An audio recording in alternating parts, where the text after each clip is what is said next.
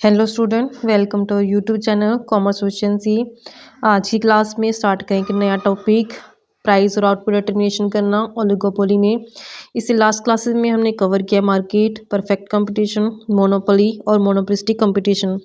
अगर अभी तक आपने लास्ट क्लासेस नहीं देखिए ताकि आपके स्टडी में कंसिस्टेंसी बनी रहे। अगर अभी तक आपने मेरे यूट्यूब चैनल कॉमर्स एफिशिएंसी को सब्सक्राइब नहीं किया, सब्सक्राइब कीजिए और बेल आइकन जरूर प्रेस कीजिए ताकि जब मैंने वीडियोस अपलोड करूं सबसे पहले नोटिफिकेशन के पास जाए, आप वीडियोस को सबसे पहले देखकर आपकी स्टडी बूस्ट अप हो। तो यहाँ पे ओलिगोपोली का मतलब क्या होता है? ओलिगोपोली ये दो वर्ड्स का मिश्रण है, ओलिगोई और पोली। ओलिगोई का मतलब होता है फ्यू, पोली मतलब कंट्रोल। ओलिगोपोली के अंदर सिर्फ कुछ एक सेलर होते हैं लेकिन लार्ज होते हैं वो, और उनका कंट्रोल होता है इंटायर मार्केट के अंदर। तो यहाँ पे ओलिगोपोली में मीनिंग क्या है इसका कि एक ऐसी मार्केट सिचुएशन है जहाँ पे सिर्फ फ्यू बट लार्ज सेलर है, और यहाँ पे बायर्स जो होते हैं वो बहुत होते हैं। नंबर ऑफ बायर्स की बात की जाए तो लार्ज नंबर ऑफ बायर्स पाए जाते हैं।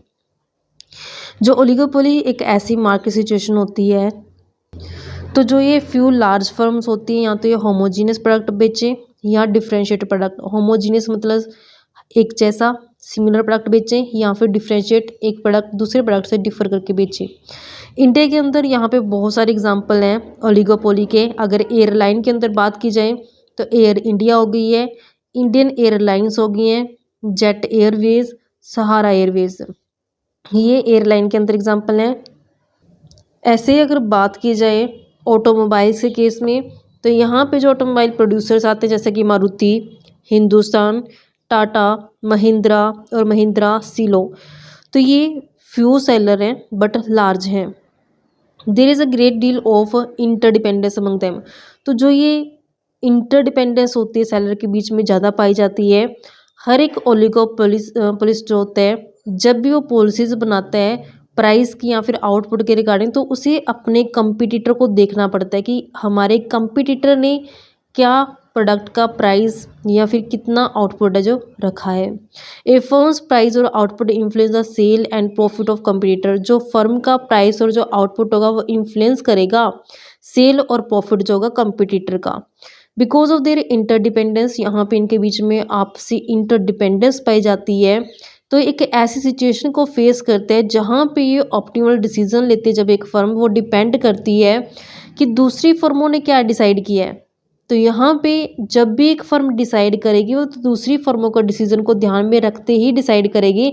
तो यहाँ पे दो सिचुएशंस राइज हो सकती हैं, या तो अपॉर्चुनिटी में हो सकते हैं दोनों के कॉन्फ्लिक्ट की, या फिर कोऑपरेशन, यानी कि या तो वो दोनों आपस में कॉन्फ्लिक्ट कर लें या फिर दोनों आपस में मिल जाएं। जो स्पेशल केस होते हैं market dominated by two firm, अगर बात की जाए सिर्फ दो ही फर्में जब मार्केट के अंदर आते हैं उसे डुओपोली बोलते हैं। डुओ का मतलब होता है दो, पोली मतलब कंट्रोल। जब सिर्फ दो सेलर का पूरी मार्केट के ऊपर कंट्रोल होता है उसको डुओपोली बोलते हैं। तो फिलहाल ये कंसेप्ट हमारा ओलिगोपोली का, आई होप कि आपको क्लियर हो गया होगा। डेफिनेशन कवर करते हैं। पीसी डुले कहते हैं एक ओलिगोपोली एक ऐसी मार्केट होती है जहाँ पे सिर्फ फ्यू सेलर्स होते हैं, ऑफर करते हैं या तो होमोजीनियस प्रोडक्ट हो उनका या फिर डिफरेंशिएटेड प्रोडक्ट हो। There are also few seller that they recognise their mutual dependence. तो यहाँ पे कुछ एक सेलर होते हैं इस कारण से उनके बीच में म्यूचुअल इंटरडिपेंडेंस है जो बहुत ज़्यादा होती है, क्योंकि आपस में एक दूसरे के ऊपर क्या करते हैं वो डिपेंड करते हैं। एक फर्म का जो डिसीजन होता है वो दूसरे के डिसीजन को इन्फ्लुएंस करता है। फीचर्स क्या हैं इसकी, क्या खास बात है? सबसे पहले आते हैं फ्यू सेलर्स होते हैं लेकिन बायर्स होते हैं बहुत ज़्यादा होते हैं। ओलिगोपोली एक ऐसी मार्केट स्ट्रक्चर होता है कि ऐसी मार्केट सिचुएशंस होती हैं जहाँ पे कुछ एक फर्में डोमिनेट करके चलते हैं इंडस्ट्री को। जैसे एग्जांपल लेकर चलते हैं आप फोर कंपनी, जिसमें मारुति आ गई है, हुंडई, सीलो और टाटा। ये प्रोड्यूस करते हैं 90% ऑफ द स्मॉल कार। 90% क्या करते हैं? स्मॉल छोटी कारें बनाती हैं। The product sold by oligopolist firm can either be homogeneous और डिफरेंशिएटेड। तो यहाँ पे जो प्रोडक्ट बनाए जाते हैं इनके द्वारा होमोजीनियस भी हो सकता है, डिफरेंशिएट भी हो सकता है। The firms can influence the price and output by their action. तो यहाँ पे फर्म जो होती है इन्फ्लुएंस करती है प्राइस और आउटपुट को अपने एक्शन से। जो नंबर ऑफ बायर्स होते हैं ओलिगोपोलिस्ट में, ये लार्ज नंबर ऑफ बायर्स है जो अवेलेबल होता है, क्योंकि यहाँ पे जो कारों की अगर बात की जाए, कार बनाती हैं कंपनियाँ, तो कार खरीदने वाले जो बहुत ज़्यादा हैं, लार्ज नंबर ऑफ बायर्स है, लेकिन ये बनाने वाली कंपनियाँ क्या है? फ्यू हैं बट लार्ज हैं। होमोजीनियस और डिफरेंशिएटेड प्रोडक्ट ओलिगोपोलिस्ट इंडस्ट्री के अंदर या तो वो एक जैसा प्रोडक्ट बना ले या डिफरेंशिएट प्रोडक्ट बना ले, डिफरेंट डिफरेंट प्रोडक्ट बना ले हर एक फर्म में। जो अगर फर्में प्रोड्यूस करती है होमोजीनियस प्रोडक्ट जैसे सीमेंट हो गया और steel, the industry is called pure perfect oligopoly. अगर वो एक जैसा प्रोडक्ट बना रही हैं, होमोजीनियस प्रोडक्ट बना रही हैं, तो उसे प्योर या फिर परफेक्ट ओलिगोपोली बोला जाएगा। अगर फर्में डिफरेंशिएट प्रोडक्ट बना रही हैं जैसे ऑटोमोबाइल इंडस्ट्री होगा तो उसको डिफरेंशिएटेड या फिर इम्परफेक्ट ओलिगोपोली के नाम से जो जाना जाएगा। नेक्स्ट आती है म्यूचुअल इंटरडिपेंडेंस। यहाँ पे हर एक फर्म जो होती है वो एक दूसरे के ऊपर क्या करते हैं, इंटरडिपेंडेंस पाई जाती है रिगार्डिंग प्राइस और आउटपुट के। क्योंकि ज़्यादा नंबर ऑफ फर्में तो है नहीं है यहाँ पे, कुछ एक नंबर ऑफ फर्म्स है लेकिन लार्ज साइज में आ जाती हैं, तो उनकी जो इंटरडिपेंडेंस होती है आपस में बढ़ जाती है। एक फर्म का डिसीजन दूसरी फर्म के डिसीजन का जो इन्फ्लुएंस करता है बहुत आसान तरीके से, क्योंकि ज़्यादा सेलर तो है ही नहीं है, थोड़े से सेलर हैं लेकिन लार्ज हैं। A very important feature of oligopoly is mutual interdependence of the firm. तो यहाँ पे एक इंपॉर्टेंट फीचर पाई गई कि इनका फर्मों का आपस में म्यूचुअली इंटरडिपेंडेंस जो पाया जाता है। म्यूचुअल इंटरडिपेंडेंस मींस इनका मतलब क्या होता है कि अगर एक फर्म है सिग्निफिकेंटली अफेक्ट करते हैं दूसरी फर्म के प्राइस और आउटपुट डिसीजन को।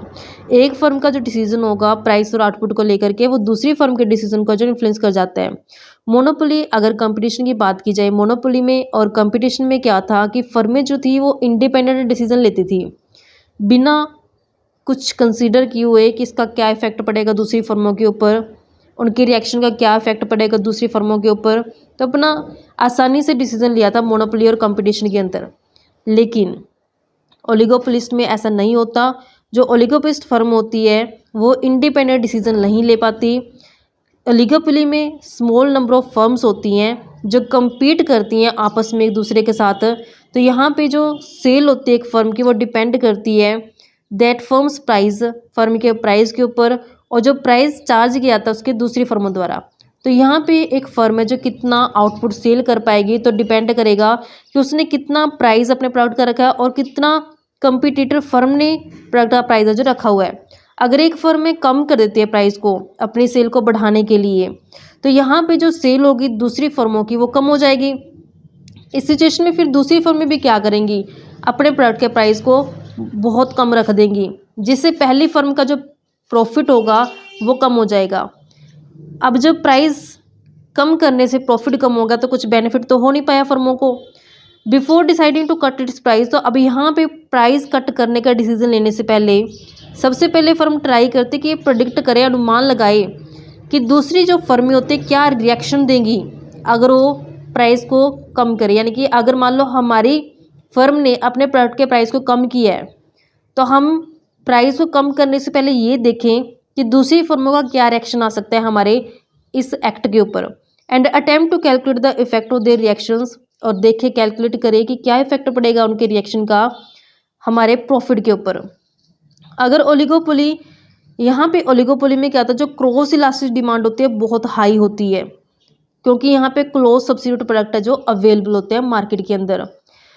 इन शॉर्ट अगर बात की जाए, जो ओलिगोपोली फर्म होती है वो ध्यान रखती है एक्शंस और रिएक्शंस क्या रहेगा उसका रिवर्स का, जब भी वो डिटरमाइन करेगी प्राइस और आउटपुट पॉलिसी को। अब उसने एक्शन लेना है। अगर एक फर्म एक्शन ले रही है प्राइस और आउटपुट को लेकर के, पॉलिसी बना रही है प्राइस और आउटपुट की, तो उसको ध्यान में रखना पड़ेगा कि मैं अगर ये पॉलिसी बना रही हूँ तो मेरी प्राइस और आउटपुट पॉलिसी बनाने से दूसरी फर्मों को क्या रिएक्शन आ सकता है, क्योंकि यहाँ पे नंबर ऑफ फर्म्स फ्यू हैं बट लार्ज हैं। तो इंटरडिपेंडेंस है जो बहुत ज़्यादा पाई जाती है। एक फर्म का डिसीजन दूसरी फर्म के डिसीजन को इन्फ्लुएंस करेगा। This mutual interdependence of firms distinguish oligopolist market from monopolistic perfectly competitive and monopolistically competitive market. तो जो ये इंटरडिपेंडेंस होती है, इसी कारण से जो ओलिगोपोलिस्ट मार्केट होती है वो डिफरेंट हो जाती है दूसरी मार्केट, जिसमें हमने मोनोपोलिस्टिक मार्केट पढ़ी थी, परफेक्टली कम्पिटिटिव पढ़ी थी और मोनोपोली पढ़ी थी। तो इस म्यूचुअल इंटरडिपेंडेंस के कारण है जो ओलिगोपोली मोनोपोली से, मोनोपोलिस्टिक कंपटीशन से, परफेक्ट कंपटीशन से क्या होती है, डिफरेंट हो जाती है। लैक ऑफ यूनिफॉर्मिटी का मतलब क्या है कि जो अनदर फीचर पाएगा ओलिगोपोलिस्ट की वो है लैक ऑफ यूनिफॉर्मिटी। मतलब कि जो फर्मों का साइज होता है, हर एक फर्म का साइज सेम नहीं होता, डिफरेंट होता है, यूनिफॉर्म नहीं पाया जाता। सम फर्म्स में भी वेरी लार्ज, कुछ फर्में तो बहुत ज़्यादा लार्ज होती हैं, कुछ छोटी फर्में होती हैं। एग्जाम्पल की अगर बात की जाए तो जो मारुति उद्योग है वो 86% है स्मॉल कार के सेगमेंट में। ऑटोमोबाइल्स के अंदर ऑटोमोबाइल इंडस्ट्री में जो मारुति उद्योग का जो शेयर रहता है मार्केट में वो 86% रहता है छोटी कार बनाने में। जबकि जो दूसरी कंपनी आती है सीलो और टाटा, उनका जो मार्केट शेयर है वो कम है। एडवर्टाइजमेंट, ओलिगोपोली फर्म को बहुत ज़्यादा खर्च करना पड़ता है एडवर्टाइजमेंट करने में। हम जानते हैं कि जब भी कोई नई कार लॉन्च होती है तो कितनी ज़्यादा उसकी ऐड आती है। तो यहाँ पे हाई क्रॉस इलास्टिसिटी डिमांड होने के कारण हर एक फर्म को अपने प्रोडक्ट की एडवर्टीजमेंट करनी पड़ती है। ये एक ऐसा तरीका होता है जहाँ पे ओलिगोपोलिस्ट फर्म जो होती है प्रमोट कर पाते हैं अपने प्रोडक्ट की सेल को एडवर्टीजमेंट के थ्रू। यहाँ पे जो खर्चे होते हैं एडवर्टीजमेंट के, उनका जो मेन मकसद होता है वो डिमांड को शिफ्ट करना होता है एडवर्टाइज प्रोडक्ट की फेवर में। यानी कि जिस प्रोडक्ट को एडवर्टाइज किया जा रहा है, एक फर्म चाहती है कि उस एडवर्टाइजमेंट किए हुए प्रोडक्ट को ज़्यादा से ज़्यादा खरीदा जाए बायर्स द्वारा, जिससे प्रोडक्ट की सेल है जो बढ़ जाए। प्रोफेसर बॉमल कहते हैं, writer remarks it is only in oligopoly, कहता है सिर्फ ऐसा ओलिगोपोली के अंदर ही होता है जो एडवर्टीजमेंट जो होती है फुली इनटू इट्स ओन, मतलब कि अपने लिए की जाती है। Oligopoly advertisement can become a life and death matter, तो जो ये ओलिगोपोली के अंदर एडवर्टीजमेंट की जाती है ये एक तरह का जीवन और मौत का मैटर हो जाता है एक तरह से। जहाँ पे एक फर्में जो होती है फेल हो जाती हैं, जो एडवर्टीजमेंट नहीं कर पाती हैं अपने प्रोडक्ट को, तो उस केस में क्या होता है फिर कस्टमर जो होते हैं उसके प्रोडक्ट के वो छोड़ देते हैं उस प्रोडक्ट को, दूसरी कंपनी की तरफ जो शिफ्ट हो जाती हैं। तो इस कारण से हर एक फर्म क्या करते हैं ज़्यादा से ज़्यादा एडवर्टीजमेंट के ऊपर पैसा खर्च करते ताकि उसके प्रोडक्ट की सेल है जो ज़्यादा से ज़्यादा हो पाए। एलिमेंट ऑफ मोनोपोली में क्या होता है कि जो डिफरेंशिएट और इम्परफेक्ट ओलिगोपोली की अगर बात की जाए, डिफरेंशिएट ओलिगोपोली इम्परफेक्ट ओलिगोपोली वो होती है जहाँ पे जो प्रोडक्ट होता है वो डिफरेंशिएट प्रोडक्ट बनाया जाता है जब एक ओलिगोपोलिस्ट द्वारा, तो उसको डिफरेंशियल या फिर इम्परफेक्ट ओलिगोपोली बोले जाते हैं। यहाँ पे जो फर्में होती है इंजॉय करती है कुछ मोनोपोली पावर को, क्योंकि उनका प्रोडक्ट डिफरेंशिएट है तो उसमें उनकी कुछ ना कुछ क्या आती है, मोनोपोली पावर उनके हाथ में आ जाती है। The existence of product differentiation create brand loyalty, तो इस कारण से प्रोडक्ट डिफरेंशिएशन करके एक तरह की ब्रांड लॉयल्टी क्रिएट कर लेते हैं on the part of the customer. किसमें? कस्टमर के माइंड में क्या होती है, ब्रांड लॉयल्टी क्रिएट हो जाती है। Every firm has monopoly of its own brand, हर एक फर्म की अपने ब्रांड के ऊपर क्या होती है, मोनोपोली पावर होती है। No other firms can sell its product under that brand, तो कोई भी फर्में उस ब्रांड का इस्तेमाल करके दूसरी फर्में जो प्रोडक्ट को सेल नहीं कर पाती, जिस कंपनी का वो ब्रांड होता है सिर्फ वही कंपनी उस ब्रांड का इस्तेमाल करके अपने प्रोडक्ट को सेल कर पाती है। तो ब्रांड लॉयल्टी क्रिएट करने से क्या होता है, कंपनी को फायदा होता है कि कस्टमर सिर्फ उसी ब्रांड को प्रेफर करेगा, किसी अनदर ब्रांड को प्रेफर नहीं कर पाएगा, जिससे एक फर्म क्या करती है अपने प्रोडक्ट की सेल को बढ़ाने में सफल हो जाती है। Moreover the firm through collusion can raise the price and earn monopoly profit, तो यहाँ पे कई बार फर्में क्या होती हैं आपस में मिल जाती है, कल्यूड कर लेती हैं। कल्यूजन का मतलब क्या होता है कि जब फर्में आपस में मिल जाती हैं तो इसमें जब मिल जाती है ग्रुप बना लेती हैं तो उस केस में वो प्राइस को रेज कर देते हैं, प्राइस को बढ़ा देती हैं और मोनोपोली प्रॉफिट है जो लेने लग जाते हैं, क्योंकि जब सभी फर्में आपस में मिल जाएंगी, कल्यूड हो जाएंगी, तो उनका क्या हो जाएगा, मोनोपोली हो जाएगा, तो मोनोपोली प्रॉफिट का जो ले पाती हैं। प्राइस रिजिडिटी में क्या होता है, एक फर्म जो होती है अपने प्रोडक्ट के प्राइस को चेंज नहीं कर पाती, जो प्रोडक्ट का प्राइस रहता है वो उसी को रखती हैं। ऐसा वो इसलिए कर पाती हैं क्योंकि अगर मान लो फर्म ने प्रोडक्ट के प्राइस को रिड्यूस कर दिया, कम कर दिया, प्रॉफिट कमाने के चक्कर में, सेल को बढ़ाने के चक्कर में, तो दूसरी फर्में भी क्या करेंगे, अपने प्रोडक्ट के प्राइस को लो कर देंगी, जिससे प्राइस कम करने का जो पहली फर्म को कोई फ़ायदा नहीं होने वाला। इसी तरीके से अगर प्राइस को हाई कर दिया जाता है एक फर्म द्वारा, तो दूसरी फर्में तो अपने प्रोडक्ट के प्राइस को हाई नहीं करेंगी, जिससे क्या हो जाएगा, उसके कस्टमर्स को छोड़ के चले जाएंगे और फर्म लॉस में चली जाएगी।